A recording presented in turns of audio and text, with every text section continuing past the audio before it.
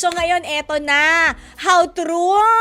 Julia Barreto at Gerald Anderson, hiwalay na daw! Nako, bigla na lang nga kasing naglalabasan, no? Yung ganitong chika lately tungkol sa lovebirds na ites, hindi naman ito pinalampas ng mga mosma, as in mga marites of social media. Ay! Napaganon din kasi sila talaga at patuloy pa rin nag-abang sa mga chika sa social media kung hiwalay na nga ba sina Gerald at Julia. Pero ayon naman sa source namin, no, hindi ba, na sobrang ever reliable, dependable at mahal na mahal namin na si Mama Ogs or si OG Diaz, hindi naman daw hiwalay ang dalawa. In a relationship pa rin daw sa isa't isa, sina Gerald at Julia, kaya wag na silang intrigahin ng mga mosma, as in mga marites of social media. Ay, ganon. Kasi nga, ay, umayos kayo. Ganon. O, hindi ba? So, how true? Nahiwalay na sina Gerald Anderson at Julia Barreto? Not true. Or, kung talagang medyo grammar Nazi kayo, untrue. Ganon, di ba? So, hanggat hindi pa nila po ina-unfollow ang isa't isa sa social media, sila pa ring dalawa. Which leads me to, wait, our chika number 2. Pero bago yan, isang special shoutout kay Mama Ogs, kay OG Diaz, kasi doon sa isa niyang showbiz update, minention niyo yung pangalan ko. Nagulat ako, ang dami nag-message sa akin. Hoy, napanood ko, inano ka ni OG Diaz, minention ka ni OG Diaz, minention ka ni OG Diaz. Sumabog yung inbox ko over the Holy Week para lang sabihin nilang, napanood ko, minention ni OG Diaz yung pangalan mo. Kasi, mayroon akong pinadalang video kay OG na parang grabe naman to, OG, talagang ikaw pa talaga yung yung pinagtitripan, kasi parang yung sa video, alam niyo yung phone na bago ng letter S, yung Korean phone na nakakapag-edit ng muka. So, yung isang content creator na talaga namang para sa akin kasi foul yun eh. 'Di ba? Yung content creator, pinagtripan yung ilong ni OG, pinatangos, tapos pinipindot niya yung before and after. So pinapakita niya malaki, tumangos, malaki, tumangos, malaki, tumangos. So parang pinagtitripan niya, and it's for the views, for the likes. Kumbaga, ginagamit mo yung itsura o content o picture ng mga celebrities. Ang tanong ko nga doon sa nag-upload doon sa content creator na yon, ikaw ba ay nagpapaalam sa mga celebrities? Kasi baka hindi mo alam, nakaka-offend ka na ng feelings ng iba. Hindi niya ako sinagot. 'Di ba? Tas nakita ko, dahil best in research ako, nakita ko nagtatrabaho siya sa isang techie company. As in yung nagbebenta ng mga ganong mga gadgets at kung ano-ano pa for the computers. Kaya nga sabi ko, grabe naman to, 'di ba? Tapos sinend ko yung link kay OG. Sabi ko, medyo ako yung naiinis, kumbaga, nakakainis lang na ginagamit ka pa. Sabi ni OG sa akin, okay lang yan, Mare, huwag mo nang pansinin. Pag nakita ko siya, sisingahan ko na lang siya.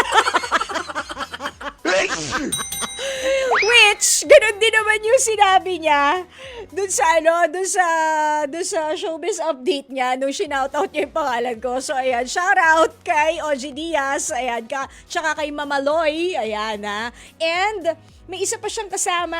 Oo, si Mama Loy, si OG, and mamaya maaalala ko rin yung nag-host siya ng Christmas party natin. Nag-host siya ng Christmas party natin. Mamaya maalala ko. Nako, baka magalit. But anyway, shout out and thank you. Okay, dito na tayo sa ating Laila Chikagora number 2. From Together, na napapabalitang hiwalay, 'di ba? Yun yung number 1 natin. Ito naman, kay Lynn Alcantara at Kobe Paras, tuluyan na bang tinuldukan ang kanilang ugnayan? Totoo? How true? Yun nga ang tanong, 'di ba? So lumabas ang chika the past days na hiwalay na nga di umano ang dalawang ito dahil may nakita or may nakakita kay Kobe na sweet di umano sa isang babae sa isang bar. Ayon sa chika, nako ng mga mosma o ng mga marites of social media, uy, napaganon sila. Nako nagpalitan pa raw di umano ng number ang isa't isa. Nako, ito raw ang dahilan kaya in-unfollow ni Kailin itong si Kobe sa social media. And after a few days, si Kobe naman ang nag-unfollow kay Kailin. Grabe. Pero hindi pa rito nagtatapos ang issue. Baka may mas grabe pa, hindi ba? Nako, hindi pa nga dito nagtatapos ang issue ng dalawa kasi nga, sa mapanuring mata ng mga mosma, ng mga marites of social media, ay, ganon, iniuugnay ng mga ito ang cryptic post ng mommy ni Kobe na si Jackie Forster sa hiwalayan ng dalawa. Oh no! Ay, nako, ito po ay galing sa mga marites of social media. Huy! Yun hindi kami nagsabi nito. Pero ang sabi ni Jackie Forster, quote-unquote, when someone realizes they can no longer manipulate you, they rewrite the story to protect themselves. Because telling the truth would require them to face the harm they caused and to sit with everything they've been avoiding within themselves. May hashtag pa yan. Hashtag your courageous comeback. Hashtag mama with receipts. Ganun? Wow! Grabe! Palaban, Jackie Forster! Namiss kita sa showbiz ate, ha? At eto pa! Wait! May isa pa siyang cryptic na post. O, hindi ba? Sabi, quote-unquote, it's easier to deny, deflect, and distort than to take accountability.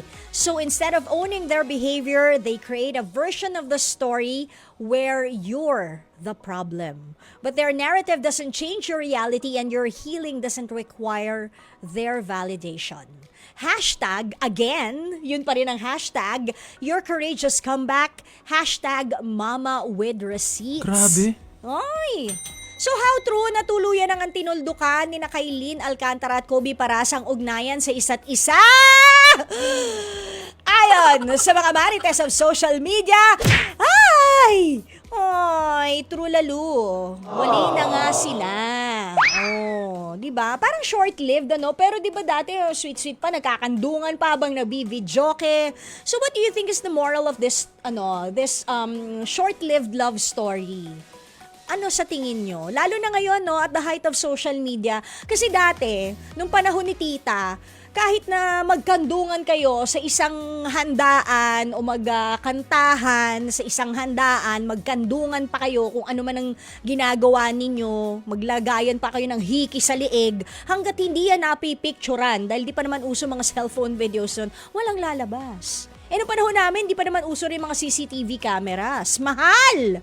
O hindi ba? So ano kaya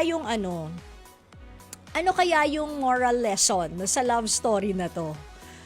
Dapat ba hindi tayo masyadong showy sa public? Pero kasi if that is what they felt at that time, why not? Hindi ba? Baka kasi sobrang in love sila sa isa't isa nung time na yon. Kaya siguro ganun yung ipinapakita nila. They're just showing people that they're happy. Pero ngayon, ibang senaryo na dahil nag-unfollowan na. And may isang ina na may mga cryptic posts. Di ba? Sino kaya ang susunod na magkakaroon ng cryptic post? Naku, baka mapuyat tayo, ha? Baka mapuya tayo. Ay, nako. Anyways, move forward.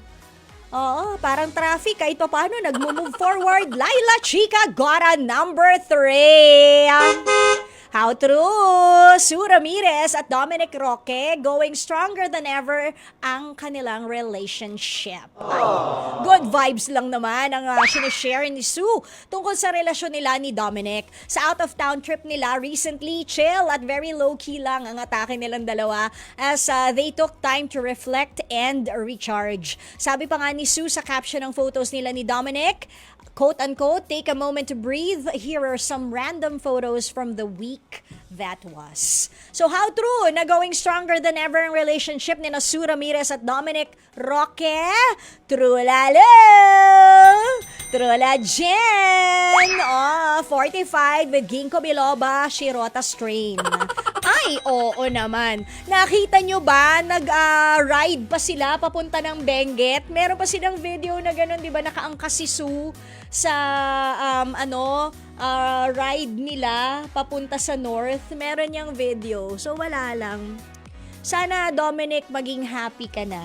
No? Sana nahanap mo na kay Sue yung happiness na hindi mo nahanap sa iba. At yung kamuntikanan mo ng nakatuluyan for life, sana maging happy rin siya. Kasi love ko rin naman siya talaga. Mabait na bata yung si B. Si siya. Okay? Ay, meron pa! Grabe kayo! Sobra! Dinamaihan po namin para gumaling na itong nguso ko.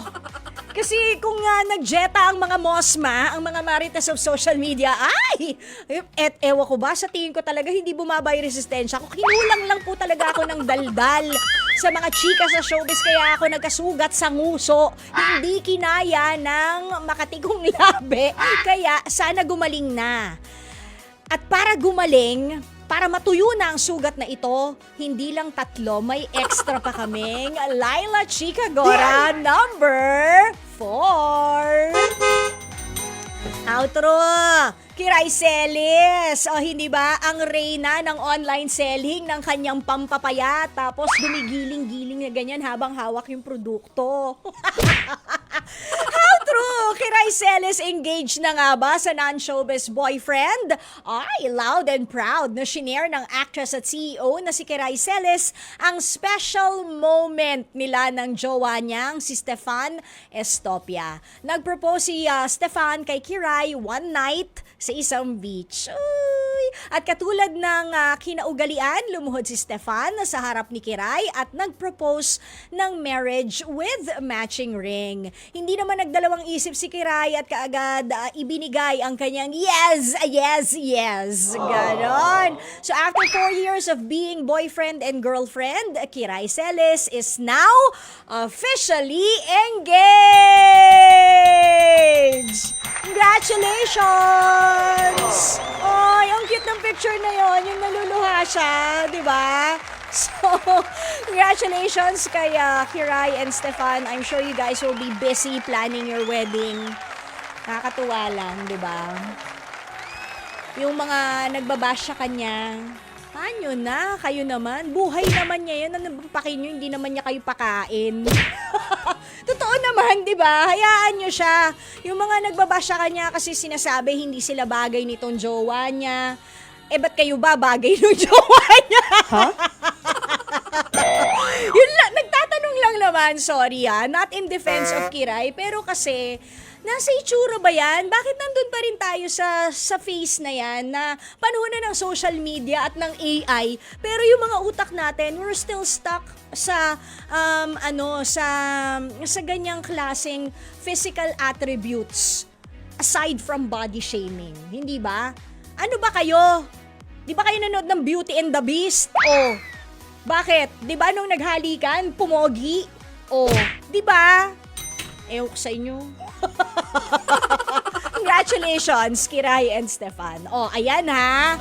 Ginalingan namin sobra ang Laila Chica Gora para sa inyo, mga kapatid. At dahil hindi pa nga po tayo tapos sa ating Haji Alejandro tribute, ito pa ang isang kanta galing sa original Kilabot ng mga Kolehiyala. Namnamin nyo rin to kasi ito naman ay para sa mga sobrang in love.